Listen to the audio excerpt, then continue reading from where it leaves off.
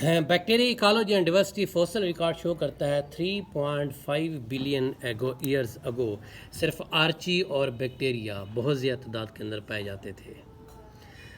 ये ज़मीन के ऊपर तकरीबन 2 बिलियन ईयर्स तक अकेले ज़मीन के ऊपर घूमते रहे। प्रोकैरियोट्स यानी आर्ची और बैक्टीरिया दोनों ये पाए जाते हैं। वाटर, एयर, साइल, फूड हर जगह पे मौजूद रहते हैं, मगर इनकी तादाद सारे के सारे यूकैरियोट्स के मुकाबले में बहुत ज़्यादा पाई जाती है। और नंबर का मतलब होता है बहुत ज़्यादा कसरत की तादाद के अंदर पाए जाते हैं। अगर हम इसकी क्लासिफिकेशन की बात करें तो मार्गुलस और शवार्ड दो साइंसदान थे जिन्होंने सक्सेसफुल क्लासिफिकेशन सिस्टम मुतारिफ कराया। किसका? बैक्टीरिया का। सारे के सारे प्रोकैरियोट्स को उन्होंने 16 फैला के अंदर तकसीम कर दिया। अब ये 16 फैला जो पहला फैला है जिसे हम कहते हैं ओमनी बैक्टीरिया रिजिड होते हैं, रॉड शेप होते हैं, हेट्रोट्रॉफिक ग्राम नेगेटिव बैक्टीरिया होते हैं। इसके अंदर बड़े इंपॉर्टेंट जो पैथोजेंस हैं वो शामिल हैं इसके अंदर।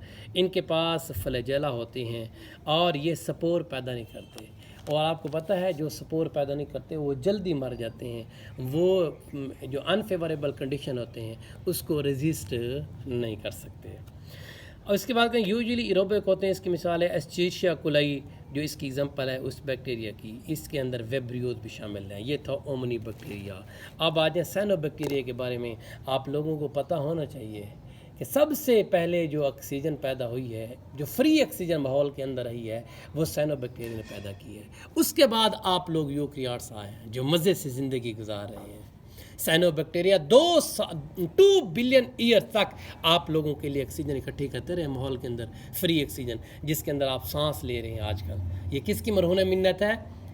साइनोबैक्टीरिया की। और इससे बड़ी बात भी बताऊँ, आजकल जो आप लोग मोटरसाइकिलें चलो ढूंढ करके जाते हो, ये सारी मोटरसाइकिलें पेट्रोल से चलती हैं। और पेट्रोलियम के ज़ख़ायर आजकल की जदीद साइंस बता रही है कि ये सारे डिकीइंग साइनोबैक्टीरिया यानी साइनोबैक्टीरिया टूट फूट रहे हैं ना, उससे पेट्रोल बन रहा है। आपकी मोटरसाइकिलें चल रही हैं, गाड़ियाँ चल रही हैं। समझ लगी इस चीज़ की? ये दोनों चीज़ें आप देखें। अच्छा, कलरफुल ब्लूम नज़र आते हैं आप लोगों को? कलरफुल नज़र आते हैं। आप ये जो गंदे पानी से कि ट्रेन के ऊपर कल जा रहे थे, बड़े खूबसूरत से फूल, ये इस किस्म के ये कलरफुल उम्र होते हैं और मुख्तलिफ कलरों के अंदर होते हैं, क्योंकि साइनोबैक्टीरिया के अंदर भी मुख्तलिफ तरह के पिगमेंट पाए जाते हैं। अभी हम पढ़ेंगे मुख्तलिफ तरह के पिगमेंट मुख्तलिफ तरह के कलर बनाते हैं। ये भी क्या है? साइनोबैक्टीरिया की क्या है? मरहून मिन्नत है। अगर हम साइनोबैक्टीरिया की बात करें तो ये फोटोसिंथेटिक होते हैं, मीन्स अपनी खुराक खुद बना सकते हैं। इनके अंदर ये है कि ये तो बता दी। इसके बाद ये है कि इसके अंदर क्लोरोफिल ए मौजूद होता है। और इसके अलावा जो एसेसरी पिगमेंट्स हैं वो हैं कैरोटीनॉइड्स और ब्लू और रेड फैकोबिलिन्स होते हैं। क्लोरोफिल ए इसका मेन पिगमेंट होता है और एसेसरी पिगमेंट्स कौन से हैं? कैरोटीनॉइड्स, रेड एंड ब्लू फैकोबिलिन्स इसके अंदर होते हैं। अच्छा, ये जो साइनोबैक्टीरिया होते हैं ये छोटे छोटे सेल पे मुश्तमिल होते हैं। इनके छोटे सेलों के अंदर बाद औक़ात बड़े पेट वाले बड़े सेल आ जाते हैं जिनको हम कहते हैं हेट्रोसिस्ट होते। छोटे छोटे सेल हैं, एक उनके अंदर बड़ा सेल आ जाता है, बड़े डेड वाला, उसे हम क्या कहते हैं? हेट्रोसिस्ट। अब हेट्रोसिस्ट ये है ना, ये नाइट्रोजन की फिक्सेशन करता है। नाइट्रोजन की क्या करता है? फिक्सेशन करता है। कौन सा?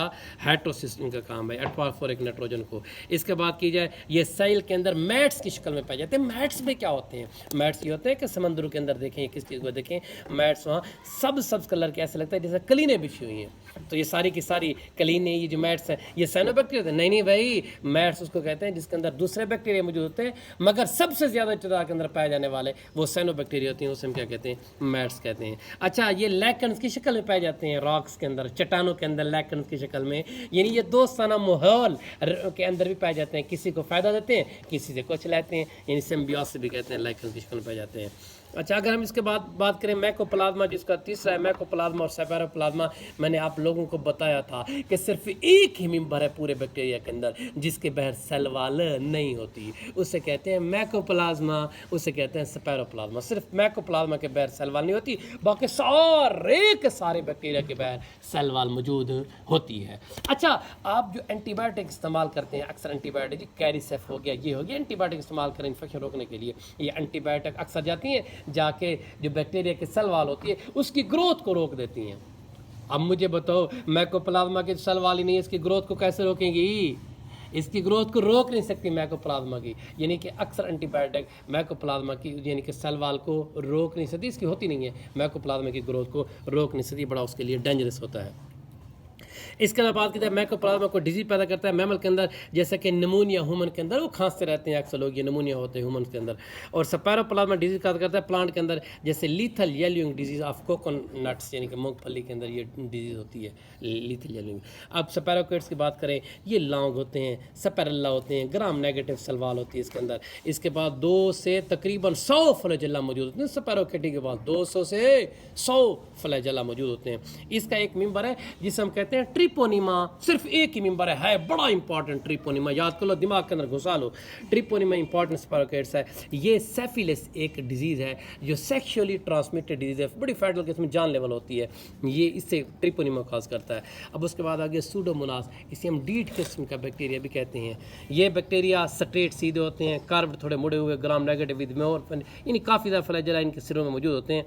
ये साइल एंड वाटर के अंदर भी पाए जाते हैं। ये बादान के अंदर रखें, साइल एंड वाटर आम हो जाएगा, मगर इसका एक मेंबर है जिसे कहते हैं सूडोमोनास एरिजिनेजा। क्या कहते हैं? सूडोमोनास एरोजिनेजा।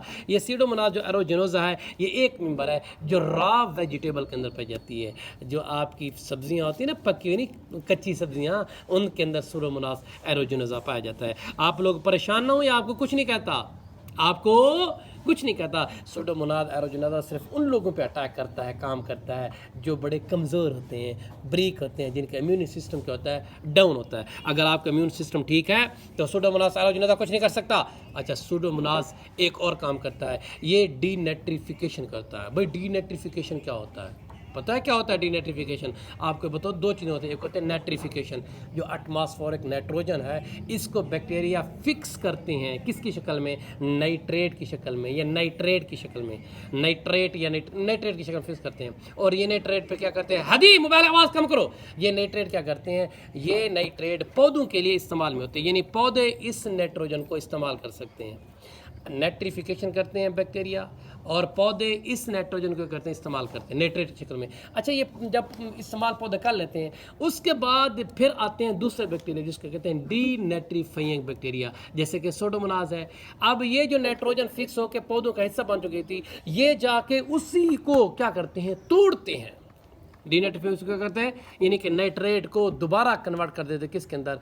अमोनिया के अंदर, नाइट्रोजन गैस के अंदर। मतलब ये साइकिल चल रहा है, ये क्या कर रहा है? साइकिल चल रहा है। तो ये था हमारा सूडोमोनास एरोजिनेजा। उसके बाद पढ़ रहे हैं एक्टिनोमाइसीटीज। एक्टिनोमाइसीटीज फिलामेंटस ग्रोथ होती है, यानी इसके बड़े बड़े फिलामेंट बने होते हैं, काम करते हैं, अनफेवरेबल कंडीशन के अंदर रह सकते हैं। क्यों? क्योंकि ये स्पोर बनाते हैं।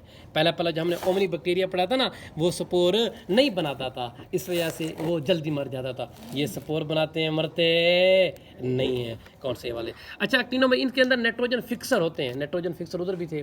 नाइट्रोजन फिक्सर का मतलब होता है माहौल वाली नाइट्रोजन को फिक्स करके नाइट्रेट की शक्ल बना देते हैं। मगर ये जो माहौल वाली नाइट्रोजन फिक्स करते हैं ना, ये जो अक्सर फ्लावरिंग प्लांट्स होते हैं, जो फूल वाले पौधे होते हैं, उनकी जड़ों के अंदर पाए जाते हैं, फूल वाले पौधों की।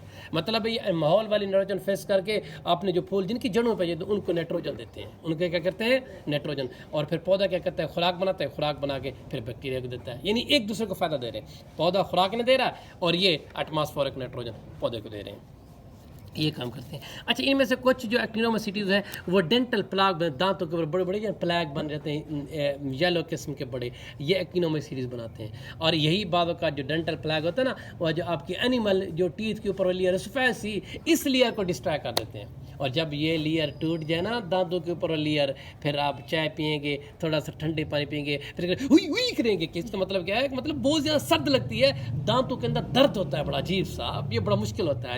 एनिमल जब उतर जाए, इनमल ये लेयर होती है ऊपर वाली, ये बड़ा मुश्किल है, ये आप बचाएं इससे। अच्छा, इसके एक और ग्रुप है जिसे कहते हैं माइकोबैक्टीरियम लेप्री, ये लेप्रोसी काज करता है। लेप्रेसी कोढ़ का शाम का मर्ज होता है, जिसम के ऊपर सारे क्या होता है? दाने निकलाते हैं, बंदा देखने के काबिल नहीं रहता, ये लेप्रोसी। अच्छा, एक और इसकी सिपी है जिसे कहते हैं माइकोबैक्टीरियम ट्यूबरकुलोसिस, ये ट्यूबरकुलोसिस काज करता है। ट्यूबरकुलोसिस टीबी कहते हैं, पता है आपको? गरीबों की सिर्फ एक ही बीमारी है जिसे टीबी कहते हैं। क्या कहते हैं? टीबी। बाकी ब्लड प्रेशर, शुगर, कैंसर, ये सारी की सारी अमीरों की बीमारी है। गरीबों की बीमारी सिर्फ एक ही, और वो क्या है? TB, tuberculosis. और क्या है? ट्यूबरकुलोसिस, वो उसकी बीमारी है। इसके अलावा इसकी बहुत सी एंटीबायोटिक, जैसा टेट्रासाइक्लिन हो गई, जैसा कि क्लोरामफेनिकॉल, एरिथ्रोमाइसिन। आपको गले के अंदर दर्द पड़ जाए ना, कहते हैं एक एरिथ्रोसिन ले आना, मेरा गला ठीक हो जाएगा। एरिथ्रोसिन, तो एरिथ्रोसिन कहाँ से है भाई? एक्टिनोमाइसीटीज से ही है, बैक्टीरिया से ही है। रोजाना खाते हो, गौर भी करो किससे मिली है। अच्छा, नाइट्रोजन फिक्सिंग एरोबिक बैक्टीरिया कौन से होते हैं, ये ग्राम नेगेटिव होते हैं और मोस्ट आर फ्लैजिलेटेड होते हैं। एजोबैक्टर इनका बड़ा मिसाल है। नाइट्रोजन फिक्सिंग तो समझाया है ना, यानी एटमॉस्फेरिक जो नाइट्रोजन होती है, जो N2 होता है, या फ़र्क है जो अमोनिया की शक्ल में होती है NH3 शक्ल में, वो इसे अमोनिया की शक्ल में क्या करते हैं, ये उसको फिक्स करके नाइट्रेट या नाइट्राइट की शक्ल में क्या कर देते हैं, तब्दील कर देते हैं, जो कि पौधे से क्या करते हैं, इस्तेमाल करते हैं। अच्छा, उसके बाद कीमोसिंथेटिक बैक्टीरिया कुछ ऐसे बैक्टीरिया होते हैं जो अपनी एनर्जी, अपनी ताकत लेते हैं। कैसे लेते हैं कि इन ऑर्गेनिक जो मटेरियल हैं, जो कंपाउंड्स हैं, जैसा कि सल्फ़र हो गया, आयरन हो गया, इन चीज़ों को ऑक्सीडाइज करके जला के आप एनर्जी हासिल करते हैं, अपनी क्या करते हैं, एनर्जी हासिल करते हैं। अच्छा, इनके अंदर नाइट्रोसोमोनास, नाइट्रोबैक्टर इसके शामिल हैं। The oxidize nitrogen compound to gain nitrobacter और इनके दिस ग्रुप, बस मतलब है इनकी एनर्जी कहाँ से मिलती है कि जो इन ऑर्गेनिक कंपाउंड है, मतलब है जो सल्फर है, आयरन है, उनको क्या करते हैं, उनकी ऑक्सीडेशन करते हैं, उससे क्या करते हैं, ये एनर्जी